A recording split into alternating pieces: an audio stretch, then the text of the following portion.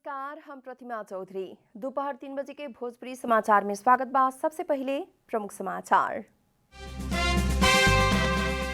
एमाले के सांसद सबके विरोध के बीच राष्ट्रीय सभा बैठक में 4 गो विधेयक पेश। राष्ट्रीय सभा के दोसर का बैठक कुंवार 24 गते बैठी। प्रधानाधिकारी सबरा द्वारा मंत्रिपरिषद में आपन भाग में मंत्री बने लागल कल समाचार के खंडन। समाचार में सत्यता ना भइल स्पष्टोक्ति। भाड़ा समायोजन के मांग करत सार्वजनिक बस व्यवसायी सब हड़ताल में, यात्रु सब अल्पत्रे। उत्तर और दक्षिण कोरिया के बीच सीमा पार हॉटलाइन सेवा शुरू। दोनों देश बीच उत्पन्न गतिरोध हटे के अपेक्षा। और ईपीएल T20 क्रिकेट में भैरवा ग्लैडिएटर्स द्वारा चितवन टाइगर्स पराजित। चितवन अंक तालिका के शीर्ष स्थान में यथावत।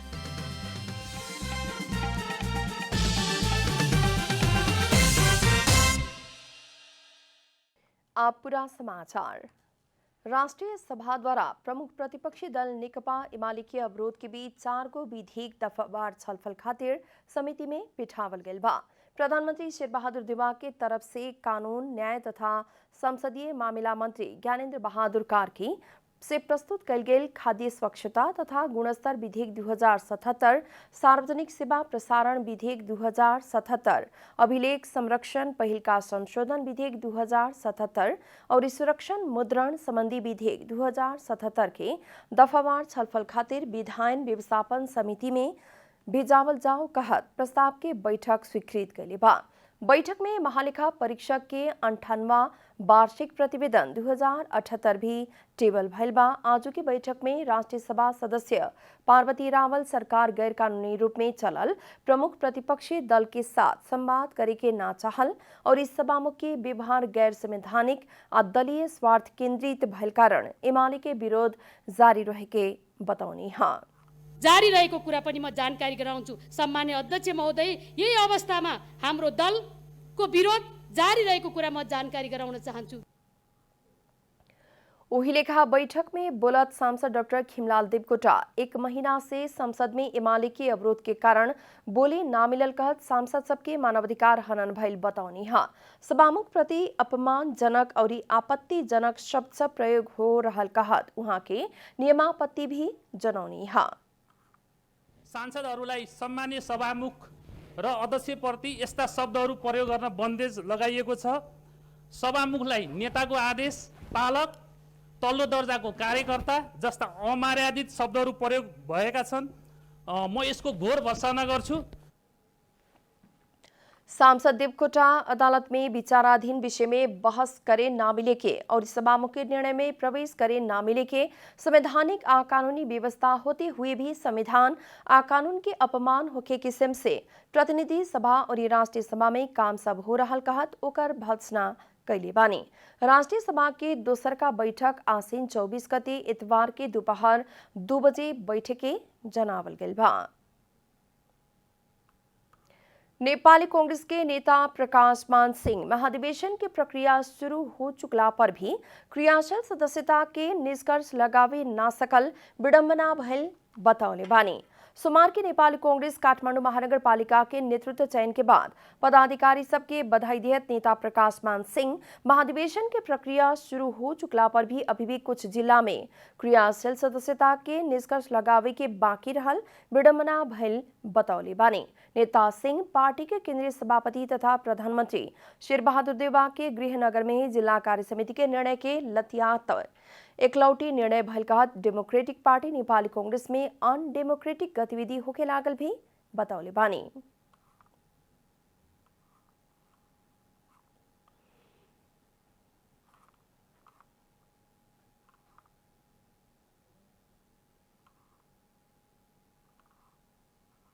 अहिले पिपुलको एउटा चाहिँ के हो भन्दाखेरि सबैले के भन्न थाल्यो भन्दाखेरि के कांग्रेस, के कम्युनिस्ट, के अरू पार्टीको यो बहुदल आएदेखि ती नेताहरू छन् के अब चाहिँ यिनीहरूले गर्न अब चाहिँ समय आइसकेको छ। उहाँहरूलाई चाहिँ अब चाहिँ सम्मानजनक एउटा चाहिँ यो चाहिँ अनरेबल एक्जिट गराएर अर्को लिडर्सहरू अगाडि आयो भने केही चेन्ज आउँछ कि भन्ने चाहिँ जुन एउटा चाहिँ वेभ चाहिँ देशभरि चाहिँ चलिरहेको छ। नेपाली कांग्रेस पार्टी पनि अछुतो छैन। नेता सिंह कहने की नेता सबसे पद में पुगल सबके गुणगान गाय के अचाकड़ी करे के प्रवृत्ति ठीक नहीं खे।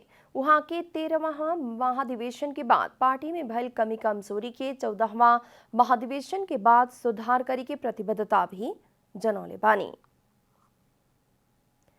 प्रधान न्यायाधीश चोलेन्द्र शमशेर जबरा मंत्री परिषद में आपन हिस्सा के भी एक जने मंत्री बने लागल कहे वाला समाचार सत्य ना भइल बतौले बानी।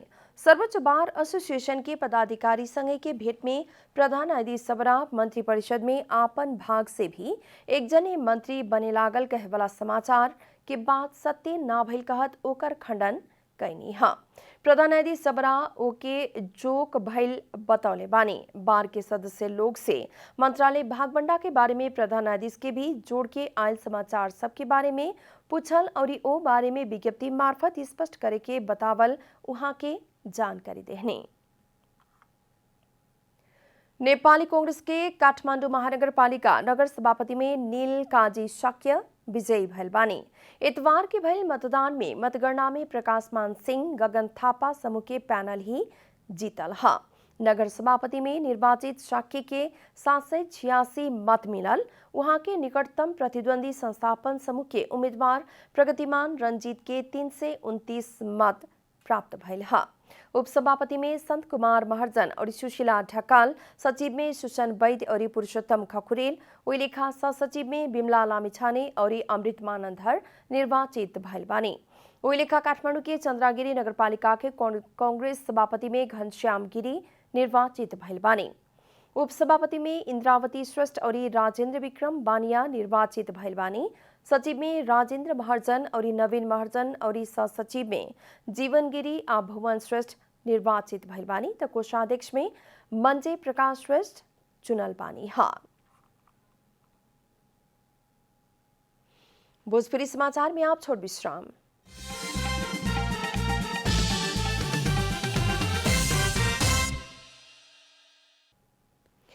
भोजपुरी समाचार में आप बाकी समाचार। नेपाल कम्युनिस्ट पार्टी एकीकृत समाजवादी के अध्यक्ष माधव कुमार नेपाल अस्पताल से डिस्चार्ज भइल बानी। बुखार और खोखी के समस्या के चलते बुध के त्रिवी सेक्शन अस्पताल महाराजगंज में भर्ना भइल नेपाल के सोमवार के सवेरे घर लौटल बानी। अध्यक्ष नेपाल के स्वास्थ्य अवस्था सामान्य रहल और कुछ दिन आराम सहित इलाज करे पड़े के चिकित्सक सबके कहनाम बाटे। वही से घर में ही आराम करे के नेपाल के निजी सचिवालय जनौले बाटे। पूर्व प्रधानमंत्री समेत रहल नेपाल के इलाज में त्रिवी सेक्शन अस्पताल के वरिष्ठ छाती रोग विशेषज्ञ डॉक्टर संत कुमार दास सहित के टोली संलग्न रहे। पेट्रोलियम पदार्थ के मूल्य बढ़ला पर भी भाड़ा समायोजन ना भेल कहत सार्वजनिक बस व्यवसायी सब हड़ताल में उतरल बाड़न सन। पेट्रोलियम पदार्थ के मूल्य बढ़ल अवस्था में भाड़ा भी बढ़े पड़े के मांग करत उ लोग हड़ताल में उतरल हुआ सन। सोमवार के बौद्ध से चाभील तक सिटी, पांच पोखरी, बाबा गोकर्णेश्वर, बाबा महासागर लगायत के बस व्यवसायी सब आंदोलन में बाड़न सन। तेल के भाव 80 रुपया से 113 रुपया पुगला पर भी भाड़ा 15 रुपया ही कायम रहल कारण आंदोलन करे पड़े की अवस्था आयल बस चालक सबके कहनाम बाटे। व्यवसायी सबसे कमती में भी भाड़ा 20 रुपया पुगावे पड़े के मांग कल गेल बा। व्यवसायी सब हड़ताल में उतरला बाद अभी चक्रपथ भक्तपुर चले वाला बस सब ठप भइल बा। बस ठप भइला बाद यात्रु सब अल्पत्रे पड़ल बाड़न सन। हिंदू धर्मावलंबी के महान पवनी बड़का दशहरा, दिवाली लगायत के लक्षित करत गंडकी प्रदेश ट्रैफिक प्रहरी कार्यालय द्वारा विशेष सुरक्षा योजना सार्वजनिक कल गेल बा। तीज त्योहार लगी चैला संगे ट्रैफिक प्रहरी द्वारा सुरक्षा योजना तैयार करके 300 के संख्या में प्रहरी परिचालन करत सुरक्षा योजना कार्यान्वयन में लियावे लागल गेल है। विजयादशमी, दिवाली, छठ लगायत के पवनी के लक्षित करत ट्रैफिक प्रहरी सुरक्षा योजना कार्यान्वयन में लियावल गंडकी प्रदेश ट्रैफिक प्रहरी कार्यालय पोखरा के प्रमुख एवं एसपी प्रभु ढकाल जानकारी देने वहां के तीज त्योहार में सवारी दुर्घटना संगे सवारी नियम उल्लंघन के घटना भी बढ़े वाला कारण ओइसन घटना के समय में ही नियंत्रण करके सुरक्षित रूप में तीज त्योहार बनावे खातिर और कोरोना महामारी के जोखिम कम करे खातिर भी सुरक्षा योजना कार्यान्वयन में लियावल वहां की बतौनी। एसपी ढकाल गंडकी प्रदेश के 11 जिला ट्रैफिक प्रहरी कार्यालय के सुरक्षा योजना कार्यान्वयन करे खातिर निर्देशन दिहल भी जानकारी देहने। अब आर्थिक समाचार।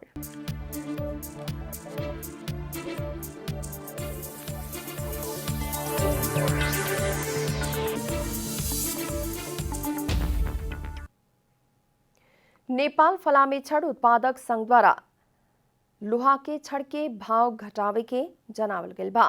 संघ द्वारा नेपाल में उत्पादित लोहा के छड़ के भाव प्रति केजी 4 रुपया से घटल जनावल गेल हा। प्रति केजी 4 रुपया घटा के छड़ बिक्री वितरण करेला भी संघ उद्योगी सबके निर्देशन दे चुकल भी जनौले बाटे। सरकार द्वारा 25 गते भादो में लियावल गल प्रतिस्थापन बजट से स्पंज आयरन में भयल भंसार छूट और स्थानीय फलामे उत्पादन में अंतःशुल्क न लागे वाला व्यवस्था के स्वागत करत संघ द्वारा नए व्यवस्था से नेपाल में उत्पादित लोहा के छड़ के लागत घटल स्पष्ट कल गेल हा। प्रतिस्थापन विधेयक मार्फत सरकार द्वारा नेपाल में आवे वाला स्टील और बिलेट में अंतःशुल्क बढ़ेला बाद डंडी उद्योगी सब विरोध में उतरल बाड़न त नेपाल में ही बिलेट उत्पादन करते आयल उद्योगी सब सरकार के निर्णय के स्वागत कैले बाड़न सन।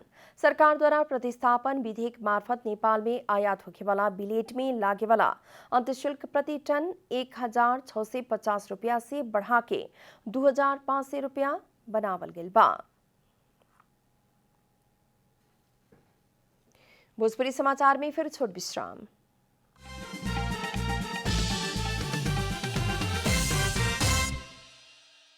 अब खेलकूद समाचार।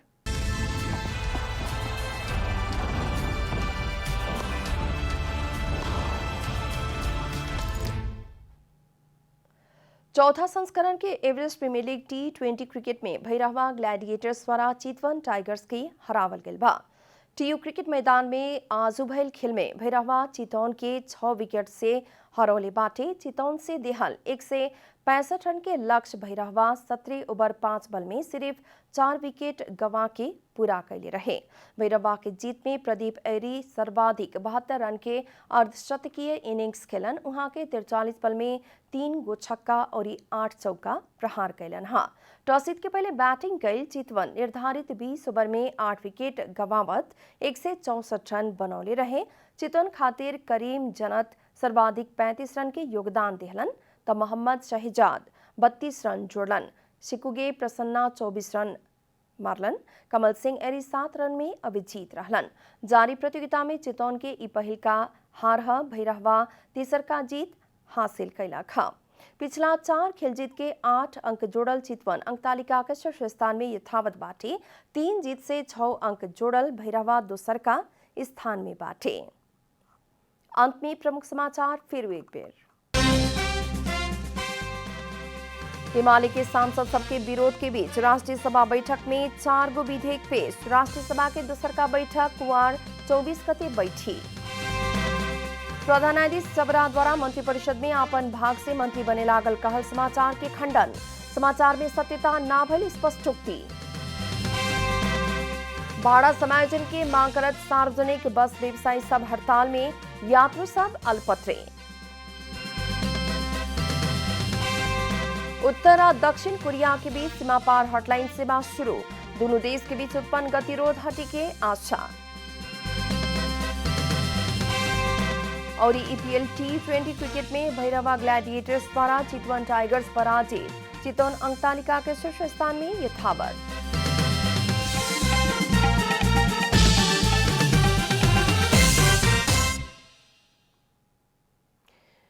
एक साथ भोजपुरी समाचार अभी खातिर इतना ही। जनता द्वारा जनता खातिर प्रसारित जनता टेलीविजन के कार्यक्रम सब अपने यूट्यूब, ट्विटर, फेसबुक का हमने की वेबसाइट जनतासमाचार.com में भी पढ़ आ देख सकतानी लोग।